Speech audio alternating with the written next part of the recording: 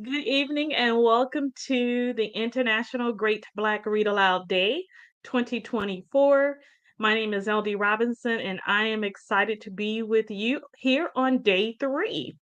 We have been doing this for 4 years and we continue to give voice to words written by Black people all around the world, promoting literacy and encouraging people around the world to read literature written by people of African descent. And so there are plenty of works written by people all around the world. And this year, we're making an effort to showcase those countries to let you know where our authors are from. And so, because we do have a variety, and we want you to know that our selections are as diverse as we're saying they are. Well, welcome here to what we like to call Tig Brad, and it's day three. It is our memoir day, but before we get started, we want to invite you to subscribe to our website. If you haven't already, go to greatblackreadaloudday.org and click the subscribe button to join our mailing list. And don't miss any of the news that we will be giving you this year, all throughout the year. And we really will this year. Um, so go ahead. If you haven't followed or if you haven't started following us, we invite you to follow us at Black Read Aloud. That is our handle on all of social media. And also, if you would like to subscribe to our YouTube channel, we really would appreciate it. We partner with Fresh Book Festivals and found that is founded by Donna Gray Banks, and it's in its 13th year. And we want to invite you to get your tickets to Fresh Book Festival. This year it is February the 22nd through the 24th in Daytona Beach, Florida. There is a film festival on that Thursday, and the book festival occurs Friday and Saturday, all day. And so it is a wonderful festival, very diverse and wide range of authors across all types of genres, and it's held right in the center of the city in Midtown.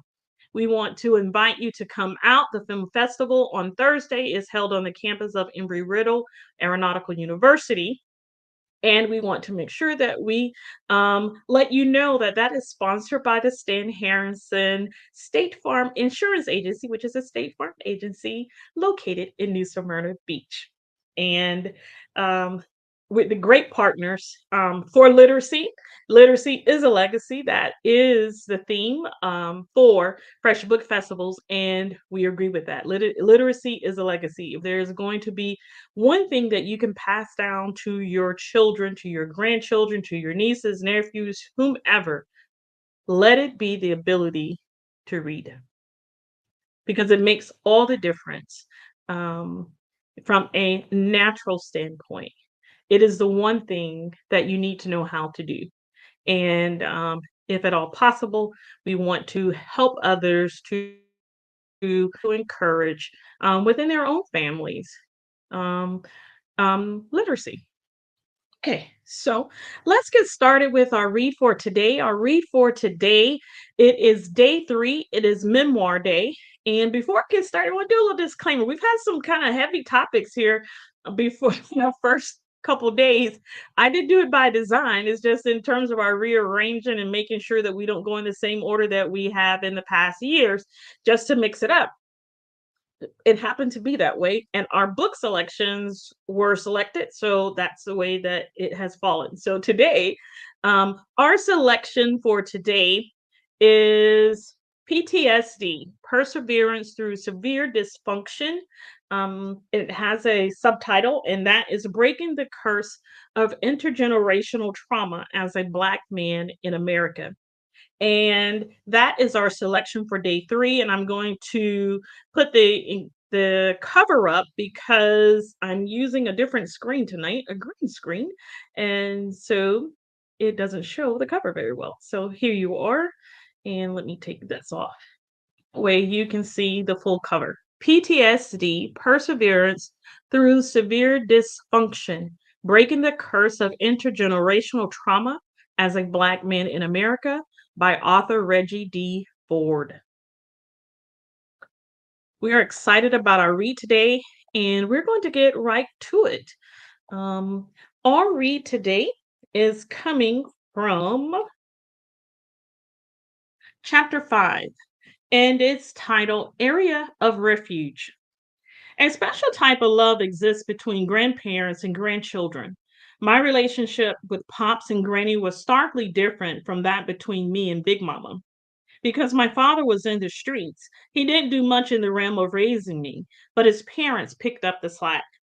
Initially, they were skeptical as to whether I was truly their child, mainly because the story they had been fed by my father was that I didn't belong to him. The same stories, rather lies, he told about my brothers Kevin and Jared too. And I'm going to pause right here and put our ticker up because that's one of the things that we like to do. We want to invite you to share, but also make sure you subscribe to our website. Okay. A saying I used, I'm going to go back. Initially, they were skeptical as to whether I was truly their grandchild, mainly because the story they had been fed by my father was that I didn't belong to him. The same stories, rather lies, he told about my brothers Kevin and Jared too. A saying I used to hear growing up goes, Mama's baby, daddy's maybe, meaning that without a paternity test, you never know if the man said to be a child's dad is actually the father. Despite all that, once I was placed in their arms for the first time, they instantly fell in love with me, and I fell in love with them. They were true godsends for me during the times when there was a lot of drama at our house with my mama or with Big Mama and Popeye. To escape the stresses at home, I would visit them, and whether it would be for a few hours or a few weeks, I would enjoy every moment of it. It was a different living situation than what I experienced at home. There wasn't any screaming back and forth, there was no drama. Although they may have threatened to spank me if I was out of line, they never did. During the many years when I would go over to their house, I never attempted to go outside and meet the kids in their neighborhood because everything I wanted was within the walls of their home. Most of the time, I was curled up at the foot of the couch with Pops, watching old Western movies or horror films. If I got tired of that, I would go into the room with Granny and watch whatever soap opera or talk show she was into at the time. If I ever did go outside, it would be with one of them. A lot of times it was just me and Granny because Pops drove trucks all over the country and would often be out of town. However, whenever he was in town, I was his shadow. Pops was much more social than Granny, and we would go on trips to other family members' houses where he would usually play cards and talk trash to anyone and everyone he could.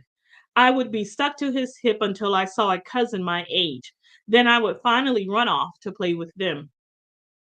Granny and I had our own outing ritual. Nearly every weekend, we would hop into the car, take back roads to the nearest Walmart or flea market, get a few things, and then head back down the main road so we could stop at KFC. We took the back roads mainly to look at all the nice houses in the neighborhoods we would pass, a routine that started when I was young because those houses had the best Christmas lights.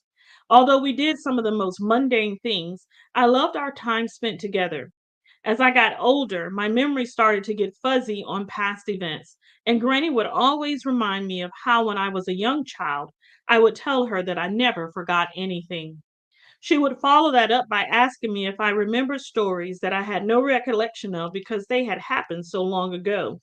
She loved reminding me of the times when my parents would leave me with her and Pops for a night or a weekend, and how they would explicitly instruct her not to give me a pacifier because they thought I had outgrown it. I was still a baby, but the expectations were that I was supposed to act much older than I was. In fact, they had thrown all of my pacifiers away. But what they didn't know was that Granny always kept several backups in her nightstand, and just as soon as they would pull away, I would head to the nightstand and pop a pacifier in my mouth and curl up in bed with her. Upon their return, I would hear the music blaring from my dad's car, and I would jump up and toss the pacifier behind the bed and act like I was asleep when they walked in so I could stay with her another night. That sequence of events epitomized the relationship I had with my grandparents. The loud music was a metaphor for the chaos that I would be returning to by getting back in the car and driving off with my parents. To avoid that, I would pretend to sleep so I could enjoy more moments of peace. The definition of pacified, quote, to bring peace to, end quote, was literally what the moments with my grandparents did for me. Despite the instability of my daily life, time spent with them was nothing but peaceful. When Granny finally had to take me home, she would give me a consolation. She told me that if I ever cried, I could call her and she would come right over to pick me back up. And according to her, my response every time would be, I cried last night, as a way to skip the whole waiting period. She had the biggest soft spot for me, but she also had to go to work the next day before I could be back with her the next evening. Starting when she was 17 years old, Granny worked for an insurance company her entire life, and she enjoyed every minute of it. When I got older, I realized how much she liked it there. There would be times when I would pull up to her house and she wouldn't be home because she was voluntarily working overtime. She didn't do it for the money. She was doing it because she simply enjoyed it. On the other hand, Pop spent his entire career as a driver of 18 wheelers, moving families all over the country. His job was a lot less predictable, and sometimes he would be on the road for weeks or months at a time. But just like Granny, he loved what he did. Of the men who have had great positive impacts on my life, the first person who comes to mind is Pops. I watched how hard he worked, and I saw his never ending commitment to his family. He showed me that the world didn't have to be a dark and cold place where everyone fended for themselves in a cutthroat type of way. Instead, he taught me through his actions that you could be extremely generous and selfless and still enjoy all that life has to offer. He taught me many things and inspired me to follow my dreams. I could tell that he believed in me simply by the way he would talk to me and the things he would say. You gonna go to college, get married, and buy you a house was a refrain from my childhood that only Pops uttered. No one around me was speaking those type of words to me because it just wasn't a part of the reality they had experienced. Other than buying a house with Granny, Pops hadn't experienced these other things either. The way he would phrase things instilled confidence without putting too much pressure on me. It made me want to go make him proud. He would say things like, do the best you can, that's all you can do, and watch it pay off. Strangely enough, Pops was my first drinking buddy. When I was 9 years old, he let me take sips of his beer, Miller High Life. He was doing it to teach me how it tasted so that I wouldn't like it, but I ended up enjoying it. His plan had backfired, but I knew not to drink anything without his permission. The first time I got drunk, I was 10 years old. During Christmas break, I'd had 2 beers while on the phone with my dad, who was in prison at the time. I kept repeating, everything felt like a dream. Everyone thought it was hilarious because I was so young, but I can only imagine how upset they would have been had my alcohol intake in my early years become detrimental to my life. I've always been cognizant of my alcohol intake because my dad's biological father, Archie, died at the age of 44 from liver disease as a result of an addiction to alcohol. I also saw addictive tendencies in my father, and I knew that I had to be cautious with it. I stayed committed to not allowing alcohol to affect my life in a negative way, and I didn't have a drink after my 10-year-old drunkenness until I was 21. Following my seventh grade school year, I was ready to start making money. After seeing the cable man installing services for someone in my building, I got curious. He used the key to open a lockbox for the cable hookups. After he left, I inspected the lockbox and discovered it was actually broken and didn't require a key at all. I found the coax cable that corresponded with our apartment and screwed it in. Like magic, we had cable. I simply slid the cover back on the lockbox and went inside to enjoy the shows that I had missed out on. My entrepreneurial juices started to flow. Being bored, needing money, and seeing an opportunity, I decided to break the boxes on all the apartment units. A crime nonetheless, but I was young, dumb, and broke. One of my friends joined my endeavor, and we decided that we'd go door to door and tell people that we would get their cable turned on for just $20. And at the end of the month, we would charge a $10 service fee to keep it on. Our plan was to beat the the cable company to the boxes at the end of the month and unscrew all the cables that we had hooked up so they wouldn't be on to us. Once they were gone, we would go back and screw them in. Of course, some people already had cable. Some people told us off. But there were enough families who wanted cheaper cable, and we were the solution. Before we knew it, we had clientele. That business endeavor didn't last too long. We failed to account for the fact that the cable company didn't always come out on the same day every month. When people wanted to begin or end their service, the company would schedule a technician to the job. A little over a month went by before they were hip to our scheme and struck back. All the boxes that we had broken into were suddenly replaced with reinforced lock boxes that were welded together much better than the previous ones. We couldn't break them to save our lives.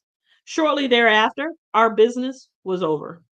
People who saw us around wondered why their cable had been turned off, and we had to tell them that the jig was up. Everybody understood. Plus, they had already gotten the benefit of a month and a half of reduced cable, and they weren't too mad.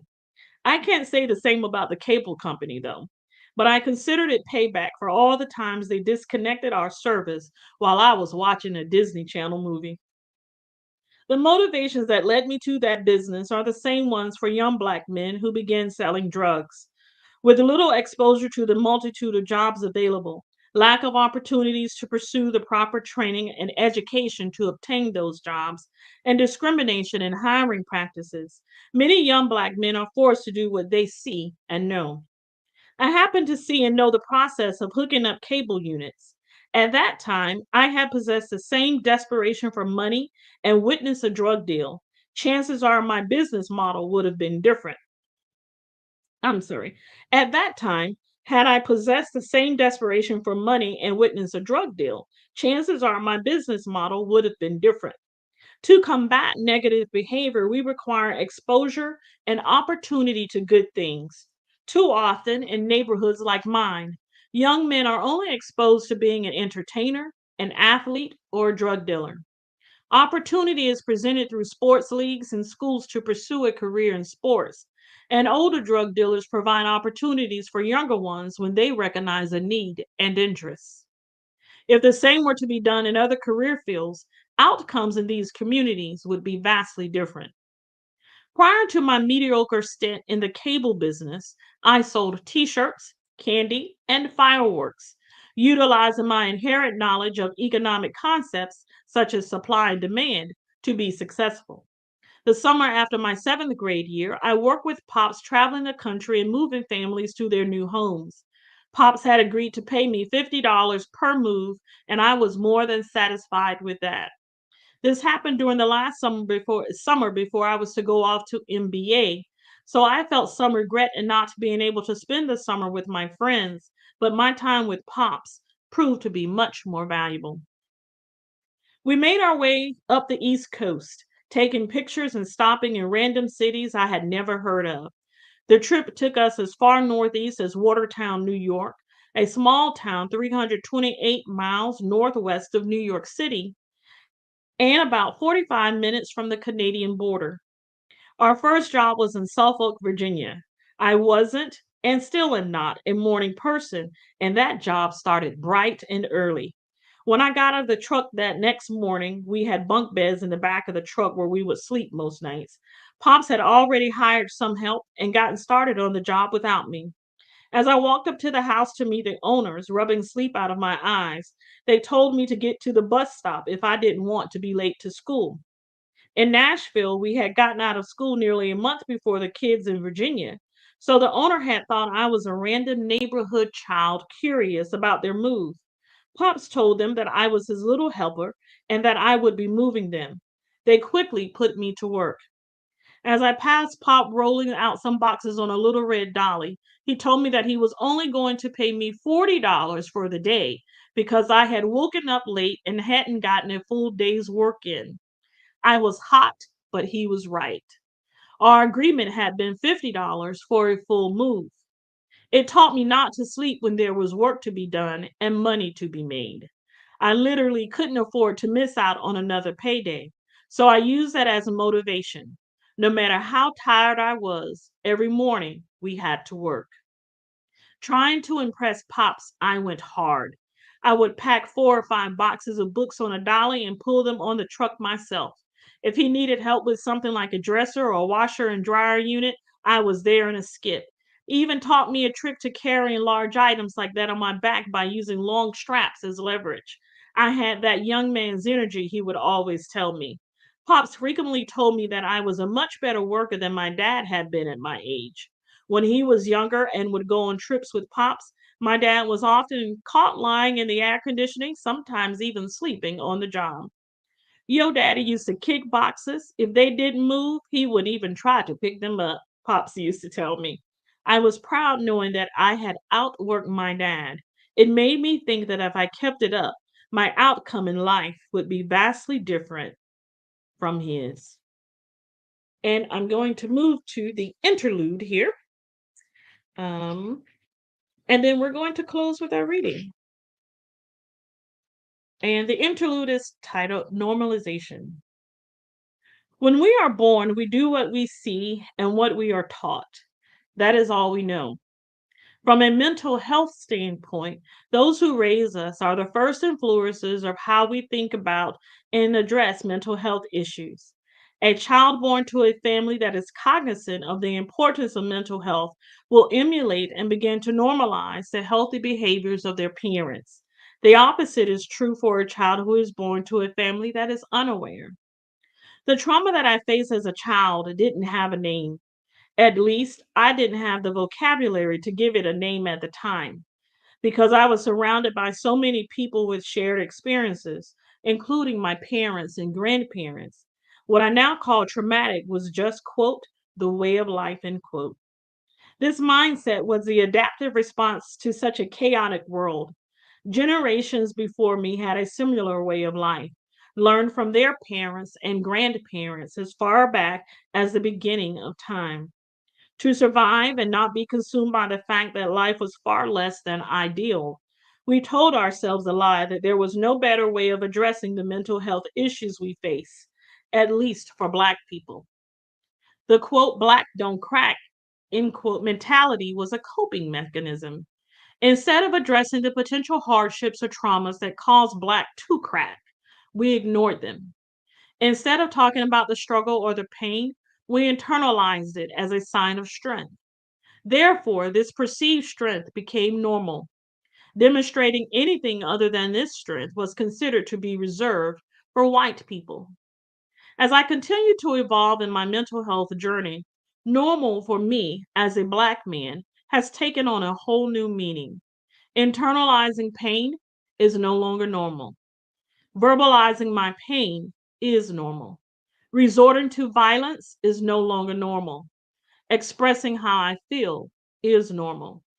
Holding in tears is no longer normal. Releasing tears of sorrow and joy is normal. Demonstrating strength at all times is no longer normal. Exhibiting vulnerability at times is normal. Redefining normal is a natural course of growth. To achieve mental liberation, the first step should be to understand what thoughts and behaviors you have normalized. My childhood was marked by the normalization of many traumatic experiences that I didn't realize at the time. There can be no healing in the environment that harmed you. Through those years, I remained in the environment that required the normalization of those experiences as a means to survival. However, I continued to carry those tactics with me as I began to escape the world toward better opportunities for growth. This has been from our selection today, which is Perseverance Through Severe Dysfunction. The title is PTSD. A different take on PTSD. It is Perseverance Through Severe Dysfunction, and the full title is here on the bottom. It is Breaking the Curse of Intergenerational Trauma as a Black Man in America. And our author is Reggie D. Ford.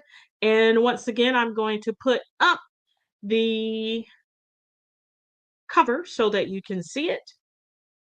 And we just hope you have enjoyed our selection for today, which is memoir. And in memoir, I figured something else we would do this year is explain what the different genres are. And so a memoir is simply an account of something historical based on someone's memory, and it is assumed to be factual. And that's kind of critical because if it weren't factual, then it'd just be fiction. That is what a memoir is, and it's simply a recollection. It could be a biography, an autobiography, but it is someone's recollection of events, and that recollection is assumed to be factual. We are super excited about what is happening here at the International Great Black Read Aloud Day 2024. We're reading every day, all month. Our sign on time is 9 p.m. Eastern Standard Time. That gives us a chance to straddle a number of time zones. And so we're looking to be very consistent with that this month as we go through our fourth year um, of giving voice to words written by Black people all around the world. We want to remind you of our days and that we invite you to read along with us. We have a whole list, I'm sorry, we have a whole list of dates, everything that we're going to cover each day is already laid out. And we want to invite you to read along with us. So if you decide that you want to read along or you want to do a reading of something of interest to you on those days, either of those days, simply tag us with Tig Brad and Tig Brad 2024 or the International Great Black Read Aloud Day 2024. And tomorrow, our subject is marriage. And so, Mr. Ford, I forgot to tell you, hails from the United States of America. And we will see you tomorrow. We'll see you tomorrow for day 4 of the International Great Black Read Aloud Day 2024. And we are so excited that you have tuned in. We appreciate you coming back every day to tune in and listen to us here at Tig Brad, where we are giving voice to words written by Black people all around the world. Thank you and have a good night.